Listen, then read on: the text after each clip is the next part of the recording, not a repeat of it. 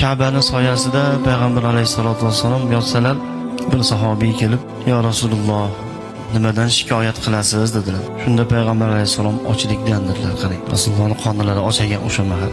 Shunda haligi sahobiy yig'lab, "Sizni qoningiz ossa-yu, men shundoq yurarmadim" deb orqalariga sekin qaytib bir xurmozorga borib, ana shu xurmozorning egasi bilan bir bitim qildiki, "Keyin mana shu xurmoyini sug'orib beraman, har bir paqiriga bir donadan xurmo berasan."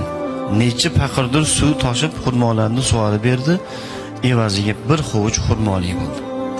Haligi xurmoni olib kelib, haligi sahobiy, "Mana bu xurmolardan yeb oling, mana shu xurmolar bilan qoningizni to'ygizing" dedilar.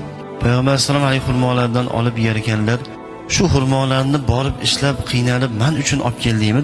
dedilar payg'ambar sollallohu alayhi vasallam. "Ha, ey Allohning rasuli, nima uchun bu ishni qilding? Sizni yaxshi ko'rganligim sababli" dedilar. Payg'ambar alayhisalom xurmoni yerkanlar, "Ha, meni yaxshi ko'rasanmi?" "Nihoyatda yaxshi ko'raman ya Rasululloh." "Agar" dedilar payg'ambar sollallohu alayhi vasallam, "meni yaxshi ko'radigan bo'lsang, qiyinchiliklarga, mashaqqatlarga, faqirlikka, musibatlarga tayyor turgin. Chunki meni yaxshi ko'radigan bandalarga Alloh ko'p sinovlarni beradi. Meni yaxshi ko'rgan bandalarga Alloh shunaqangi faqirona, haqirona, oddiy sodda hayotni beradi. Boshiga musibatlar tushadi.